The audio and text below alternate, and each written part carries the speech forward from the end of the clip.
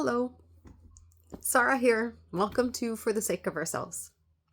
Today, I want to have the conversation. It's a fundamental, foundational conversation that, if you know me, you may have heard me already talk about. It's something I probably won't just talk about this once. I will likely talk about again and again and again. Because for me, I feel it's one of the most important conversations you can have and take on with yourself.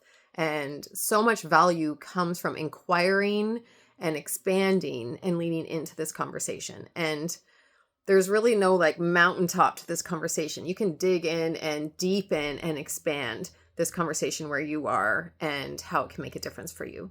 So this fundamental foundational conversation I want to have with you today is this idea of a reverent, great, fantastic, beautiful, sacred relationship with yourself.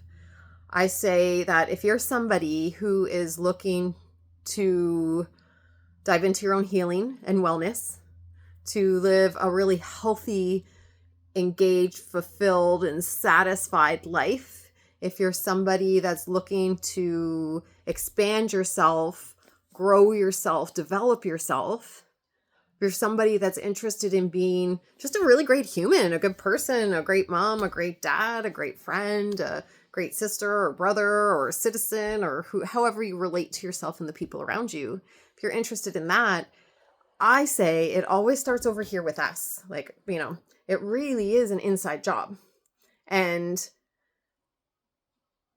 I don't know what the statistics are for it, but what I see is not many of us actually have really great relationships with ourselves. Most of us, me included, hands up here, are either really hard on ourselves, are really numb to ourselves, are really negative or self-critical to ourselves, really hyper-aware and hyper-focused on all of the negative traits, or are perfectionists, or, we all have different ways our relationship with ourselves shows up in these automatic kind of ways or default ways that we relate to ourselves or interact with ourselves. A lot of studies point to the inner dialogue we have with ourselves comes from, the roles our parents played with us or the dialogue that they had with us. Sometimes we internalize those kind of dialogues. I'm not going to really talk a lot about that today, but just so this idea that you do have, whether you know it or not, you are operating in some form of a relationship with yourself. And so a great place to even start before we get started, the pre-work, before we get started in this conversation is, often it can be great to identify first, what kind of relationship do you currently have with yourself? Are you friendly with yourself? Are you kind with yourself? Are you hard on yourself? Are you, do you have a lot of expectations on yourself? Do you even notice or relate or, are you numb to yourself? Are you aware of yourself? Do you care and regard yourself? Do you take care of yourself? Do you matter to yourself? Are some good questions to ask. And it's not a problem if any of these aren't great. It's about, it's always great to take stock and identify where we are right now so we can see where we want to go and take stock newly then and see where we've come. So, this isn't, please be neutral or just observationally aware when you're asking these questions of yourself. You don't need to make it mean anything or internalize it or resist it in any way, shape, or form. It's a great opportunity to just start. Here you are. Hello. Here you are. And here's the current relationship that you have with yourself. And, it's often hasn't been something that you've likely even created with yourself, or, maybe you have, maybe you've been inside of this work for some time or your own kind of work or journey, and you've already developed a relationship with yourself.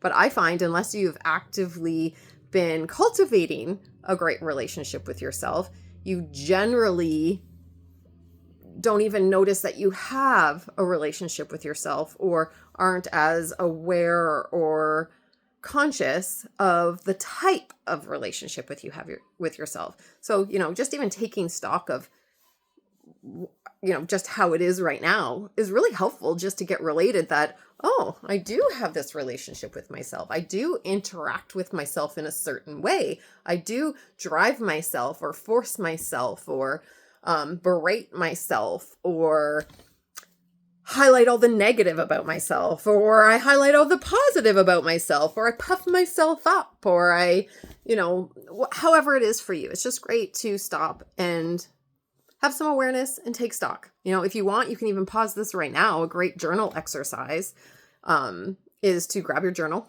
grab a pen, pause this video, and take a look at, how would I describe my current relationship with myself? How do I treat myself?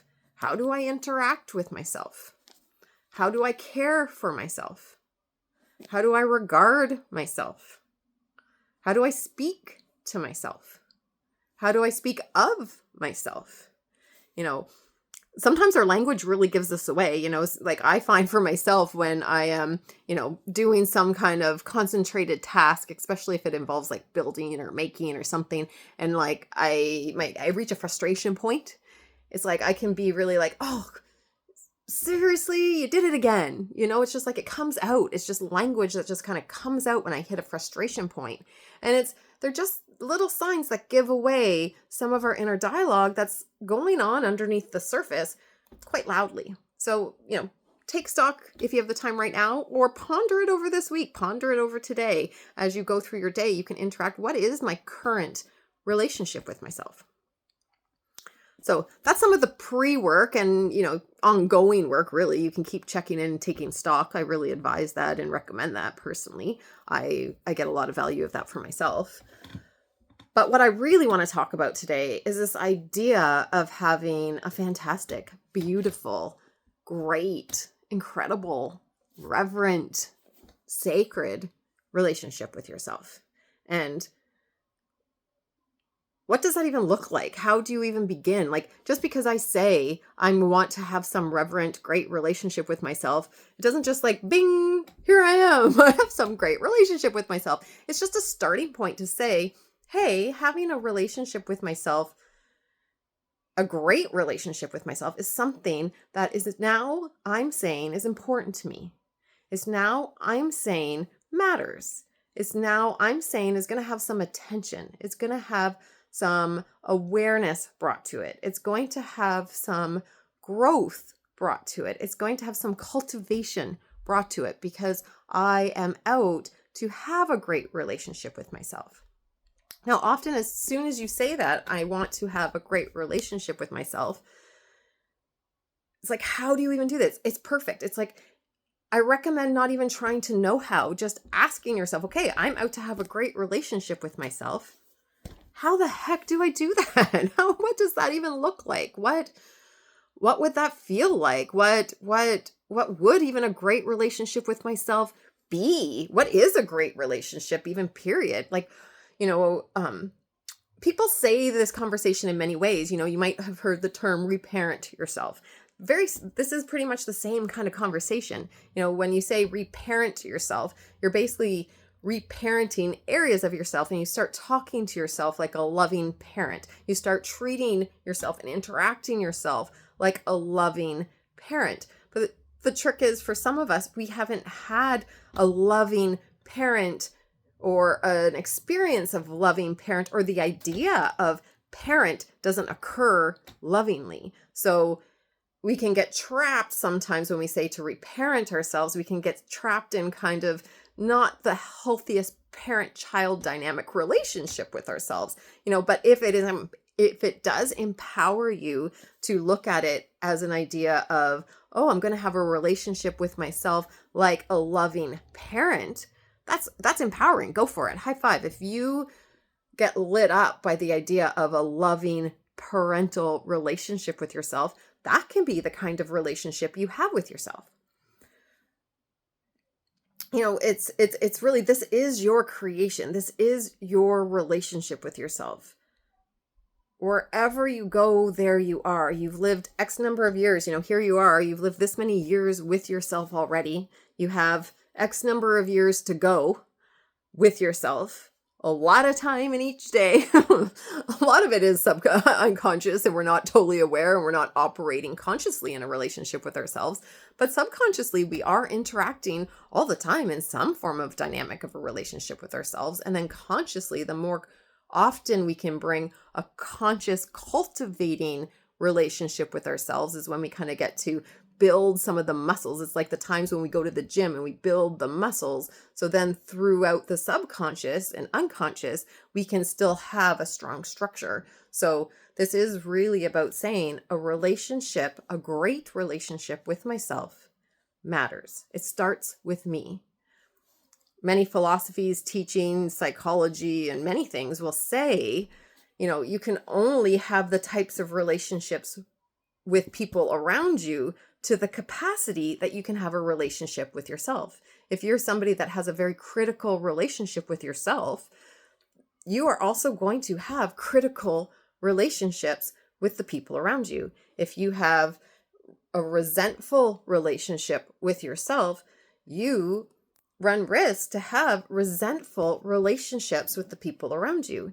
If you have hard on yourself or drive yourself relationship with yourself, you are likely going to show up like that in the relationships around you. So in my opinion, this is really important work because it does start with you. It starts with me. It starts with ourselves.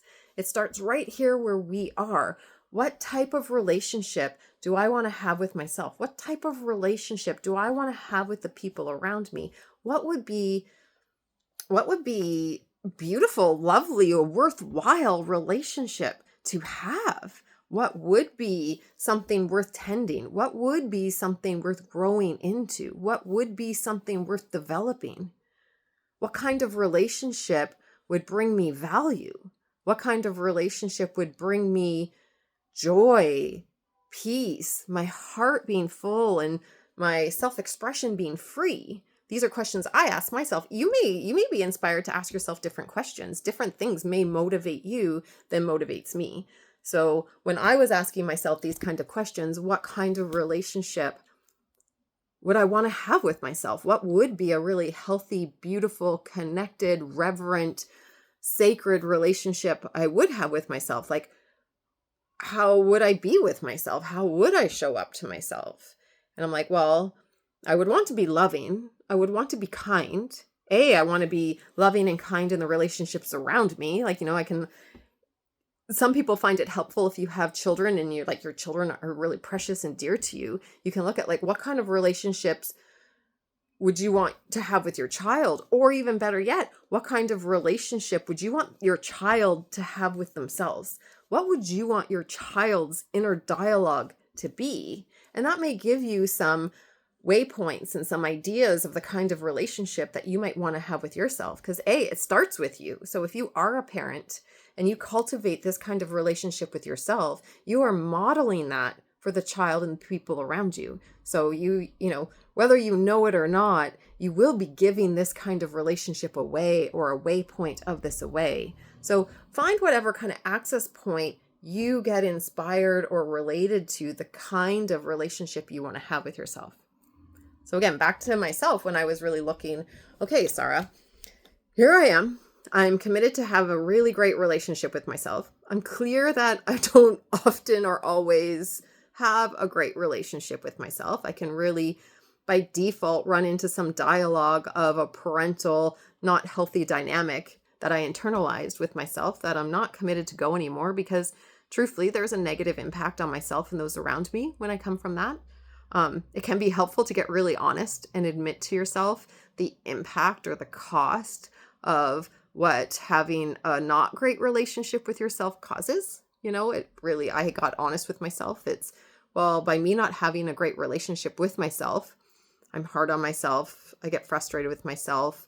I can anger more quickly and easily. I can get frustrated or defensive or burnt out or want to shut down. Sometimes can be not a space for connection or to hear another person.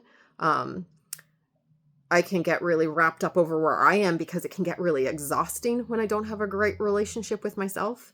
So you can look for yourself. What is there currently an impact or, something like of a cost or something that doesn't really work or that you might even deem as negative or not great or not what you want that's showing up in as an outcome from the current relationship you have with yourself. Sometimes we can discover a lot from the contrast, the what's not, the how it's not going right now. It might guide you in like, well, how would you love it to be? What kind of relationship would you love to have with yourself?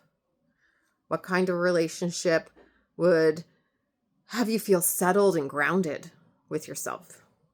What kind of relationship would meet yourself right where you are and give yourself space and grace? What kind of relationship would motivate and inspire yourself? What kind of relationship would grow yourself and be your favorite self coming out forward? What kind of relationship would encourage yourself? So when I ask myself these kinds of questions, what kind of relationship do I really want with myself? Like, who would I be being with myself if I had a great relationship? What does my ideal relationship look like with myself or even with pretty much any person that's around me? Like, how do I want others to treat me? How do I want to know myself as treating others?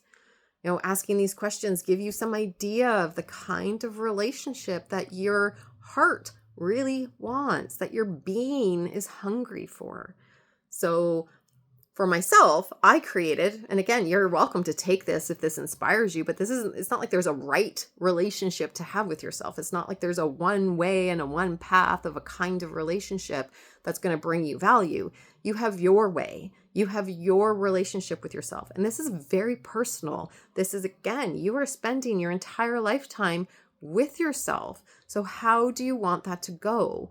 How much peace, connection, and unity? How much growth? How much spaciousness? This is yours to decide. You get to say what works best for you, what works best to motivate, inspire, encourage you, and have you operate at your fullest expansion and potential. And you even get to say what that even looks like when it comes to potential or expansion or who you're committed to be. So, anything I say about what I choose for myself, you do not have to take for yourself. And if you do like it, and if it gives you a starting point, heck, start there. If you can't figure out the kind of relationship that you want for yourself, start with where I started. High five, you are welcome to it. So where I started and where I've developed to, and what is like, I love the relationship with myself. It's freaking dear. It's dear, dear, dear to me. So, I adore it. So what I created for myself is I am with myself, and the way I promise to treat myself, the way I promise to show up for myself. My declaration is, my promise to myself is, I am my got my back best friend. Got my back best friend who's loving and supportive and always meets me right where I am with kindness, love, compassion, and grace. And someone who inspires me and encourages me to rise to my fullest degree, to my fullest love, so that I am satisfied and intact for myself, that I know that I showed up for myself, that I know that I'm here for myself, I can trust myself, and I can rely on myself, because I'm the type of person with myself that I can lean into, and I have my back. So, and that's what to me got my back best friend is. And all that other was the expansion of what that means to me. So my relationship with myself is I got my back and I'm my best friend. That inspires me. That encourages me. And then I look, okay, okay, now that I have that, what would even got my back looks like? What would being my best friend look like? Everybody has a different opinion of what a best friend looks like. But for me, it's like, okay, well, my best friend is somebody I can be blatantly, straightforwardly honest with. I can admit it all to. I can say the good, bad, and the ugly. I can just really be honest with right where I am and what I'm dealing with and what I'm, what I might be trapped in or limited by or frustrated by or suffering in, or where I might not be proud of myself, where I might not like what's happening. I can be really clear and honest with that best friend. I can trust that my best friend can hear all of it and can be with all the parts of me. My best friend, again, has my back, wants my back wants the best for me, wants me to flourish and thrive, wants, the fullest expression of Szara to be out there and alive, and sees that, I have value and I have worth and I matter. My best friend loves me. My best friend adores me. My best friend wants to spend time with me. My best friend has my back.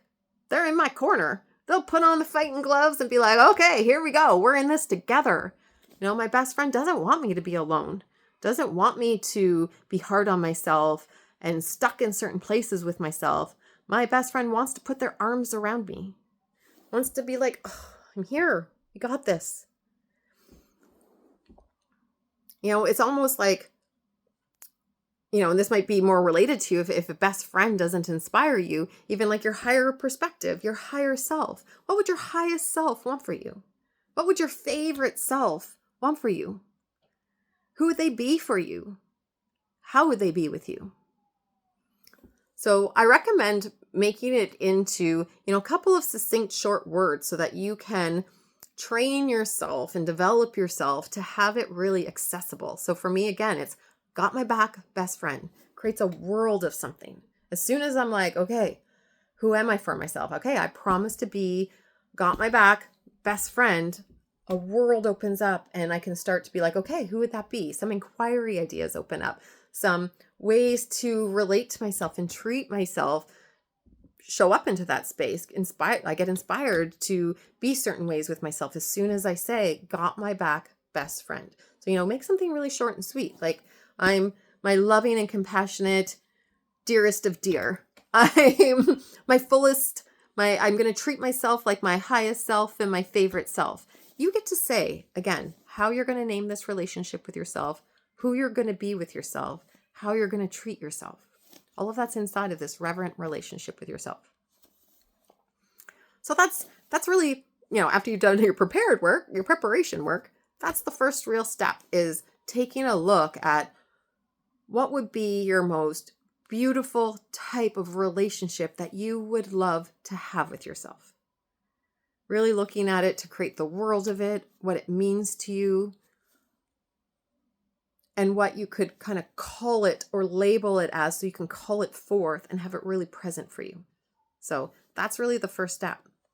And now I want to say, as soon as you create that, as soon as I create, okay, I got my back best friend, does that mean that shows up right away?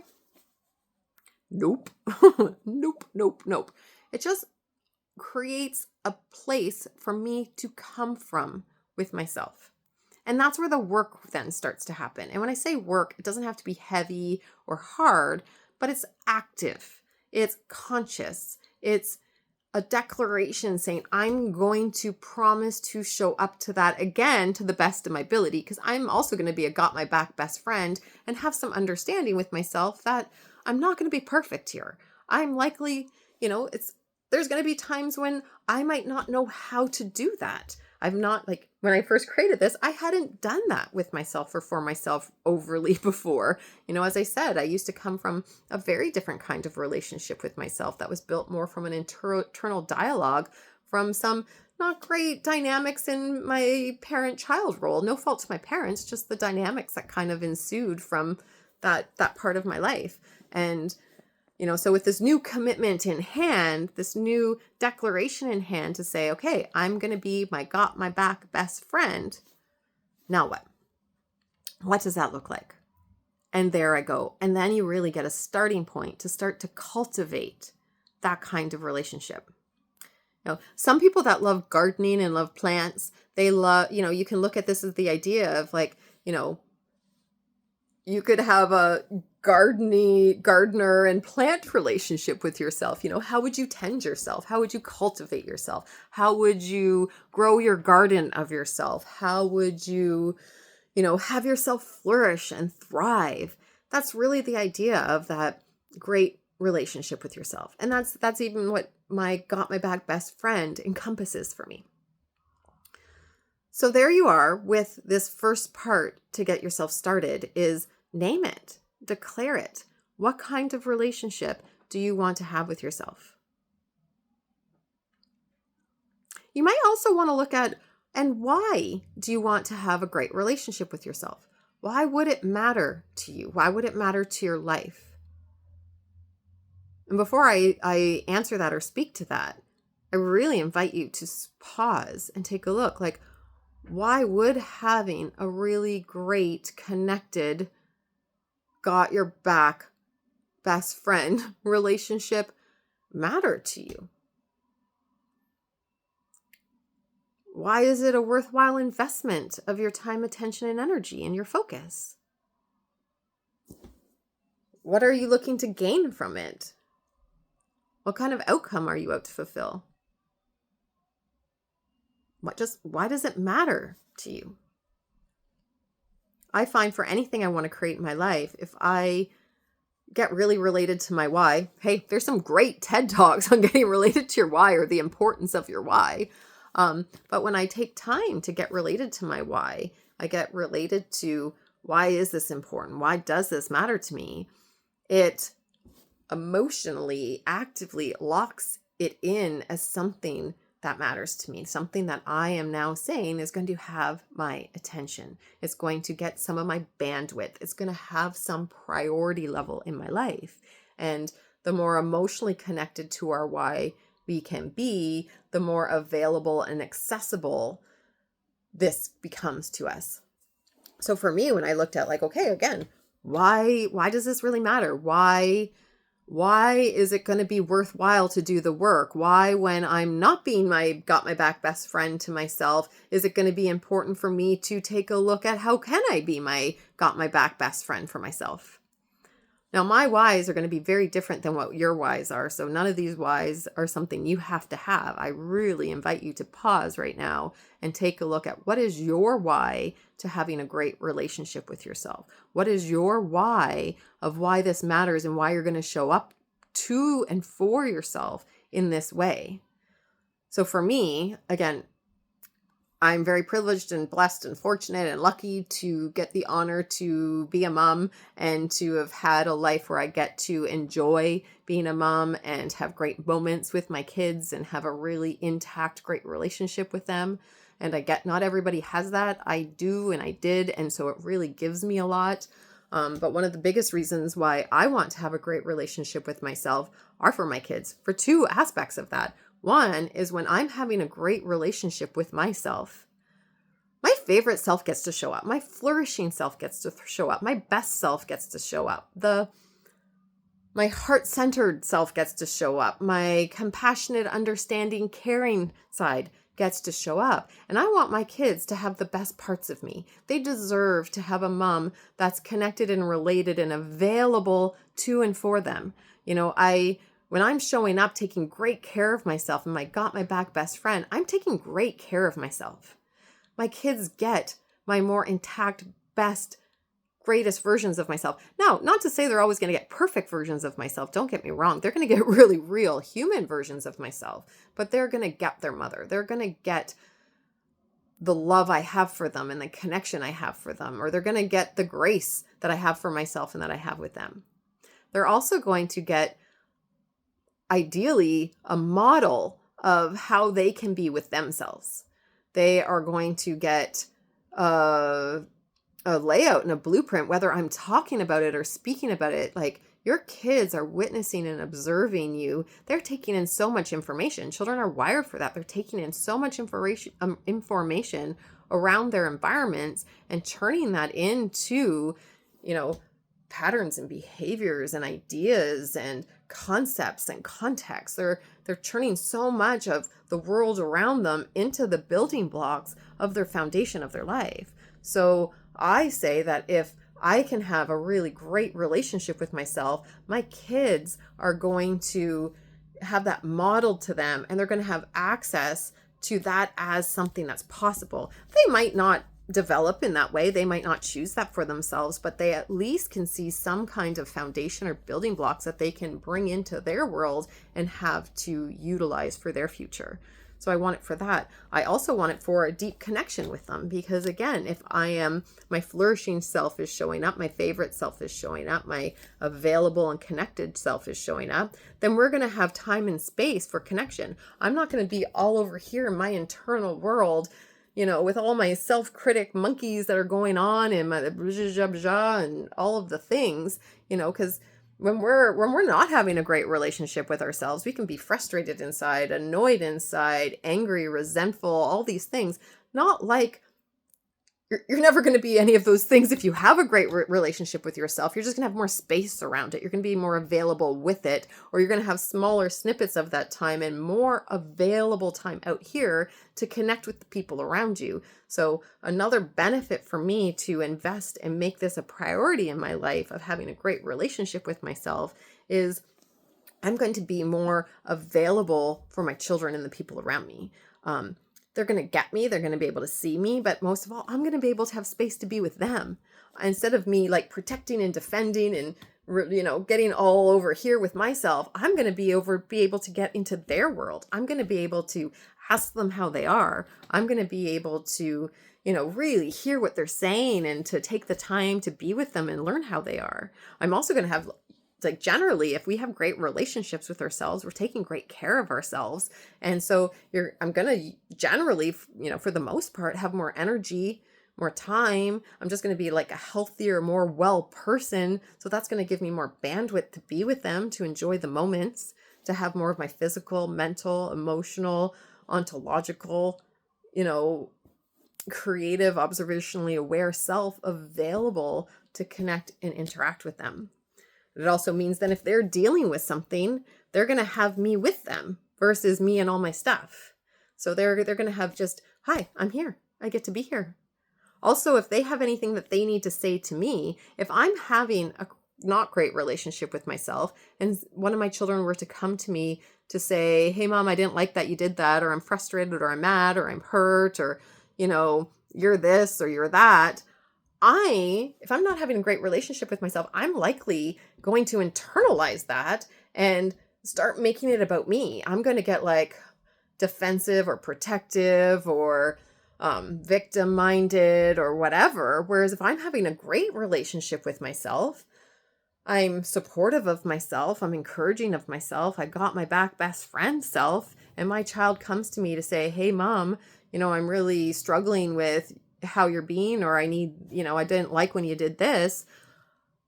I'm going to be able to be with it more. I'm going to be able to hear them and not be defensive or protective is generally what I find. So there's a lot of reasons of why having a great relationship with myself matters. My kids really are the number one really reason that's up there. And there's a lot more reasons for me. Like more of my why is, well, if I have a great relationship with myself, I am taking care of myself better. I am regarding myself. I am respecting myself. I am honoring myself. And again, if I'm not doing those things, I'm at least invested in learning new skills for that or noticing where I'm not and putting it in. If I'm taking great care of myself, I'm wanting to be healthy and thriving. I'm wanting to take the time to invest in that. I'm wanting to, work through the things I might need to work through so I can be healthy with myself, which means I'm going to just have a healthier feeling body. It's going to feel better in my body. It's going to feel clearer and better in my mind. My emotions are going to, for the most part, be more overly regulated, or at least noticed so they can be regulated. Again, my favorite self is going to get more stage room to show up and to be interacted with. I am going to be intact for myself because I know I'm showing up for myself. So I'm going to feel much better about who I am for myself and how I am in my life. So those also are reasons, for my own health and well-being and what that makes available for my future health and well-being. The more I take care of myself now, the more of an investment that is to my later years self. I am currently about to turn 49 this summer. I'm reaching, next year I turn 50, and, I'm rolling with it. I'm leaning in with it. And I'm appreciative that I get this amount of time on this planet. And, I want to live a long life. I want to live a long, healthy life, a long, healthy, grounded life. I want to be available to be around for as much life as I can with my children and, maybe possibly future grandchildren. And then also the people, my friends around me and my family around me and, the things that are important to me. I want to be able to bask in that and to soak in that. I want to be able to enjoy it. I want to be able to be healthy and feel good in my body while I'm enjoying it. And, if I'm a got my back best friend, I'm going to take really great care of myself so that I can have a higher chance and probability of likelihood of getting to, live a long, flourishing, healthy life. And again, we can't control everything at all. We can't control our circumstances or what happened. And I get, this doesn't say I get to live till X long of a time or experience it a certain way, but it definitely does increase my odds. And at least two, I know that I have done everything where I am to take great care of myself. So I don't have to live with regrets or what ifs or wish I did or, frustrated or hard on myself because of that. When I invest in myself, when I say I matter, when I show up for myself as a got my back best friend, I'm investing into my future. I'm investing into my satisfaction, to my joy, the stuff that matters to me. We're going to get into more conversation about this in some later videos about, what it actually looks like in reality and day to day to show up as a got your back best friend or to show up with a great relationship with yourself, however you determine, that relationship with yourself wants to go. Because it's one thing to talk about it, which we're doing right now. It's another thing to show up as that. Because you're going to say, I'm going to be this great relationship with myself. And then you know what? You're going to walk out your door and you're going to drop something. You're going to forget something. Somebody's going to say something to you. You're going to do something wrong. You're going to, whatever. Somebody's going to cut you off. You might cut somebody else off. You might, your boss might get upset with you. Your children might get upset with you. You might get upset with them. And life's going to happen. You're going to walk out of here after this conversation and life is going to happen. And we have such a well-rooted internal dialogue and a nervous system that just wants to go. And we have these pathways that are already worn and determined of how our reaction is going to go. So, saying you're going to have a great relationship with yourself is the start of it. Saying that it matters amplifies it. And then what comes next, which we'll talk about in some future videos, is what does it look like in day-to-day life to show up for yourself in the face of stuff and in the happenings of the jars of life? What does it look like to be a great friend to yourself? For me, got my back best friend. What does it look like to have a great relationship with yourself while life is getting lifey, while life is lifing? What does it look like then? To initiate, to start that conversation, so I leave you with at least a tool as you walk out with this declaration of the kind of relationship you're going to have with yourself, of where to get yourself started so you're not just left floundering on your own, is basically super simple, because you have everything you need right now to be that great friend of yours. You just don't currently have practice or easy access to it necessarily, but you have everything within you right now to have this great relationship with yourself. So given that, I suggest putting anything in place that is going to have you regularly and ongoingly have it in your forefront of attention that this matters and this is what you're up to. So when I take on anything new that's, new pattern, new ways of behavior, new ways of being, it is really, I'm a visual person. If I can see things around, it's very helpful. So, sometimes as my screensaver, I'll write it out. So I suggest on your screensaver, you can have a note to yourself.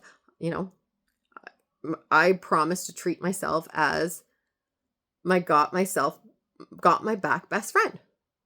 And whatever, you can replace that obviously with whatever words you have chosen for yourself. You can write it on your mirror. You can leave a sticky note on your computer. You can leave a big thing on your fridge. You can draw yourself a picture. You can set an alarm through certain times of your day to just remind yourself, what kind of relationship am I having with myself again? You might want to put on hourly alarms to just, the more we invest in training our attentiveness to the mattering of this conversation, the more forefront it's going to be, the more bandwidth it's going to have, the more practice you're going to get the opportunity to practice with, the more you're going to have your back to build muscle here, to expand and to lean into this new relationship with yourself. You can leave this conversation and do nothing, and it still will spark some level of inquiry or awareness, and you're going to go forward. And I trust it's going to be perfect for you and how you want to take it on. But if you really do want to take on this new way to relate with yourself, this new kind of relationship to have with yourself, because it matters, and it matters to the people around you, it matters for the relationships around you, it matters for your joy, satisfaction, and fulfillment, then I suggest you put in place some form of touch points, some form of awareness points, some form of this matters, it's in front of me, it has my attention, and it has some priority in my life. So that's the first thing before we leave we need to say. That put in place what you need so this conversation continues, it lives, and it matters, and you declare this matters and you're showing up to it. Have it be a match for the level of mattering this matters to you. When I first took this on, I had it on my mirror, I had it on my computer, I did hourly alarms, I put it onto my screensaver, I had it on my fridge, I brought it into my meditation, I brought it into the different journalings I did, I brought it into the different practices. Every meal I sat down, I would remind myself. For me, the more often I'm asking myself or reminding myself or connecting myself to this conversation of, okay, I am a promise that I'm going to treat myself like a got your back best friend. That is going to increase my likelihood that I am going to show up and to learn this new skill and develop myself and cultivate myself and tend myself in this new way. And then there you are, life hits. You're dealing with whatever you're dealing with. I would suggest that anytime life throws you a curveball, anytime you're dealing with something, anytime something comes up, before you go into any solution mode, before you go into any reaction mode, before anything happens, practice pausing, taking a breath, and asking yourself, reminding yourself, how do I promise to treat myself? Okay, I'm treating myself like a got my back best friend. What do I need as a got my back best friend? And you'll have some form of an answer there. It might not be the fullest of fullest answers, but it's going to be a starting point. Sometimes for me, when I ask myself, well, what do I need for a got my back best friend?